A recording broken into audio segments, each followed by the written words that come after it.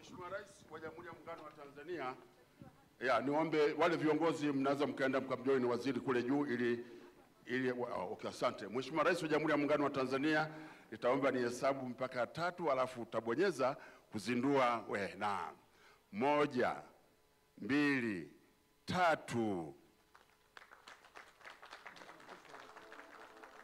Inaonekana sasa uzinduzi wa mfumo wa e-ardhi.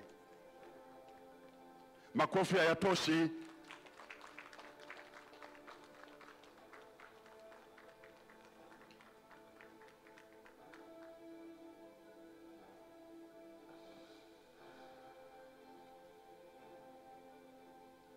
Makofi tena. Hatua ya pili, Mheshimiwa Rais, tunaenda pale uone kazi wanavyofanya. Mheshimiwa Waziri, endelea tukumpa maelezo tafadhali.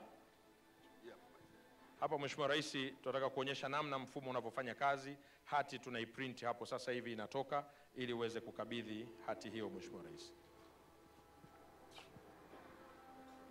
Kwa sasa badala ya kuwa na mafaili mengi, kila kitu kinakuwa kiko digital. Yes, Mheshimiwa Rais, hii ni kwa ajili ya Katibu Mkuu, Wizara ya Ardhi, Nyumba na Maendeleo ya Makazi, na tungeomba umkabidhi kama ni Dodoma, katika hilo eneo la Ketelea tuliokuonyesha la mradi wa KKK. Mheshimiwa Rais. Ndio Mheshimiwa Rais.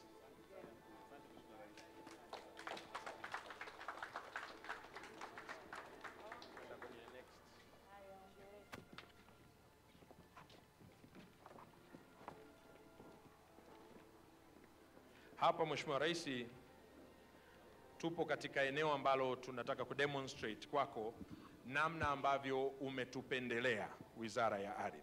Mheshimiwa Rais, umetupatia zaidi ya dola za Kimarekani milioni 65 kwa mradi ambao unaitwa LDI, Land Development and Infrastructure. Mheshimiwa Rais, nchi yetu kwa mara ya mwisho ilikuwa ina ramani ya msingi yenye kuonyesha kila kilichopo, ilifanyika ni mwaka 1978. Ndio mara ya mwisho. Na kwa sasa kukawa kuna mahitaji makubwa. Miji yetu imekuwa Mheshimiwa Rais, lakini vile vile tuna miji mipya ambayo imeongezeka kutoka mwaka 1978. Lakini kama nchi bado tulikuwa tunatumia ramani ya mwaka 1978. Kuna vingine ambavyo havipo hivi sasa vilivyokuwepo kwenye ramani ya mwaka 1978. Kuna misitu iliyokuwepo ambayo leo Mheshimiwa Rais haipo tena, ni makazi ya watu.